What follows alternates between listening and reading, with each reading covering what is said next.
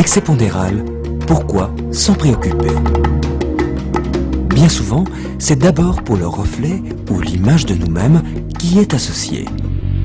Mais si nous examinions la face cachée de ce miroir virtuel pour découvrir l'impact de l'excès pondéral sur notre organisme et notre santé. Imaginez tout d'abord pouvoir réaliser un scanner au niveau du tour de taille de cette personne en excès de poids. Faisons maintenant connaissance avec un premier acteur essentiel, les cellules graisseuses de notre abdomen appelées adipocytes. Ces cellules stockent les graisses issues de notre alimentation. En cas d'excès pondéral, ces adipocytes augmentent de volume. Ils vont alors libérer les graisses qu'ils ont stockées qui vont se diffuser dans tout notre organisme. Et c'est à ce stade que notre équilibre naturel va être profondément perturbé. Suivons tout d'abord ces graisses libérées vers une première cible, nos muscles. Dans des circonstances normales, nos muscles stockent les sucres ou glucides issus de notre alimentation qu'ils utilisent ensuite comme source d'énergie. Mais chez une personne en excès de poids, les graisses libérées dans l'organisme vont sensiblement perturber ce mécanisme.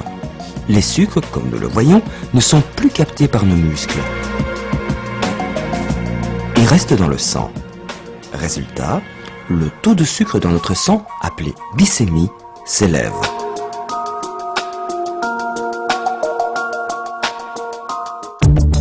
Un deuxième organe tente de compenser ce déficit, notre pancréas. Le pancréas sécrète la clé permettant à nos muscles de capter les sucres de notre sang. Cette clé, c'est l'insuline.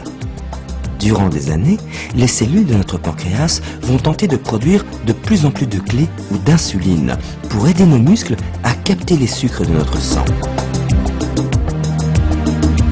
Mais à terme, notre pancréas finit par littéralement s'épuiser.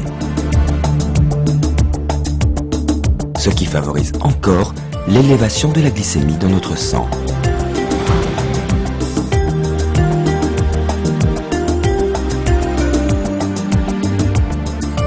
Un troisième acteur vient alors aggraver ce tableau, notre foie.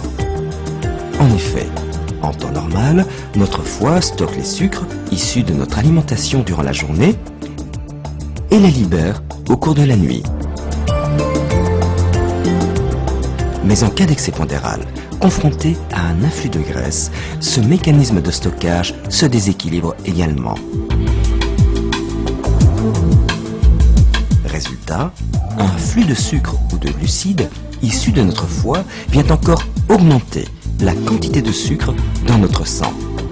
C'est ainsi que notre taux de sucre ou glycémie s'élève encore au fil du temps. Et surtout, notre organisme ne parvient plus à contrôler ce déséquilibre. En d'autres termes, suite à l'excès pondéral, le diabète s'installe progressivement. L'afflux de graisse lié à notre excès de poids va également jouer un rôle très important dans nos artères. En effet, dans notre sang, ces graisses circulent sous forme de triglycérides ou de cholestérol.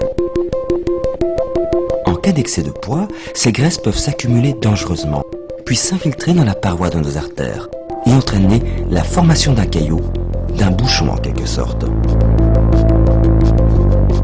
Ceci peut entraîner un accident grave, tel qu'un infarctus du myocarde ou un accident vasculaire cérébral.